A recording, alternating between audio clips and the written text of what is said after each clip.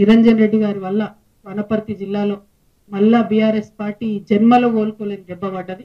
ఆయన చేసిన అవినీతి, ఆయన చేసినటువంటి అన్యాయం, ఆయన బీసీల మీద పెట్టినన్ని కేసులు, ఆయన ఉద్యమకారుల మీద పెట్టినన్ని కేసులు, ఇవన్నీ ఒక్కొక్కరు చెప్పుకొని కళ్ళలో రక్తం వచ్చేటట్టు ఏడుస్తున్నారు. ఒక్కటి కాదు, మూడు ఫామ్ హౌస్లు కట్టుకున్నారు. ఆయన ఒక్కసారి ఎమ్మెల్యే అయితే, ఒకసారి మంత్రి అయితే. కానీ అందులో అసైన్ భూములు ఉన్నాయని చెప్తున్నారు.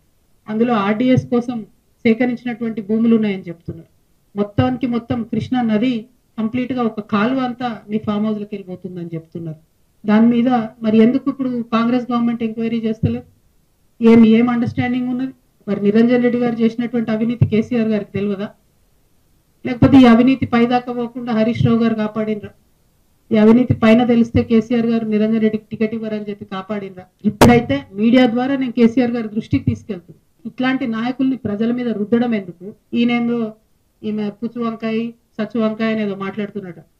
నిరంజన్ రెడ్డి గారు, మీరు మా తండ్రి వయసులో ఉన్నారు కాబట్టి చాలా మర్యాద ఇచ్చి ఈ అంశాలన్నీ చాలా గౌరవంగా చెప్తున్నా నేను. మీరు అక్కడ లోకల్ ఎంఆర్ఓ ఆఫీస్ కాలబెడితే కూడా చూసుకుంటూ ఉండిపోయారట. మరి అది ఒకవేళ నిజంగా కేసీఆర్ గారికి తెలిసి ఊరుకుంటే మాత్రం 100% అది తప్పు అవుతుంది, అది కరెక్ట్ కాదు. ప్రజలు మంచి తీర్పు ఇచ్చారు. ఇంకా బీభత్సమైన మెజార్టీతో కొట్టేది ఉండే మిమ్మల్ని. ఇంకొకసారి నా మీద ఎటువంటి తట్టు మాట్లాడితే తండ్రి వయసు అని కూడా చూడము, పిచ్చిగా మాట్లాడితే పుచ్చలేసిపోతా చెప్తున్నాను. ప్రజల సమస్యల మీద మాట్లాడుకుంటూ తిరుగుతుంటే ఎందుకంత భయం అవుతుంది మీకు?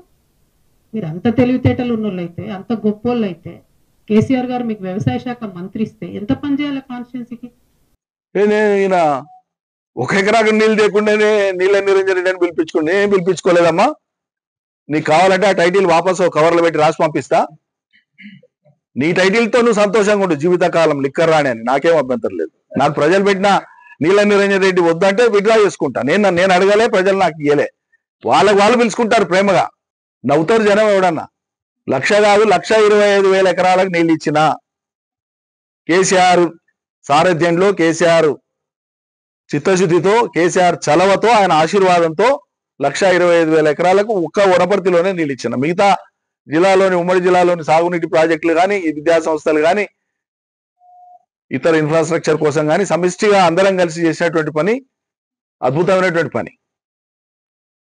1 ఎకరాకు నేను నీళ్ళు లేకపోతే, మరి కేసీఆర్ నీళ్ళు లేకపోతే వనపర్తి ప్రాంతంలో రేవంత్ రెడ్డి ఇచ్చిన నీళ్ళతో వస్తున్నాయా? నీ ఉద్దేశం ఏంటి? పంటలు రేవంత్ రెడ్డి ఇచ్చిన నీళ్ళతో పడుతున్నాయమ్మా? పాత వాటికి వెళ్ళి తెచ్చి ఇస్తున్నాడు. పాత అంటే 2017లో 2 బ్రాంచ్ కెనాల్స్ కి కేసీఆర్ గారు ఒక్కొక్కటి 25,000 50,000 ఎకరాలకు జీవోలు ఇచ్చి టెండర్లు పిలిచి పనులు చేయించింది. ఇది కాంగ్రెస్ పని అమ్మా? లేకుంటే రేవంత్ రెడ్డి వచ్చినాక చేసిన పని? పాత వాటికే పెట్టిందని చెప్తున్నాం. 69 మినీ లిఫ్టులు పెట్టించిన కేసీఆర్ ఇచ్చిన చలవతోన 1000 ఎకరాలు వచ్చింది దాని కింద. అది కాంగ్రెస్ వాళ్ళు పెట్టిందా?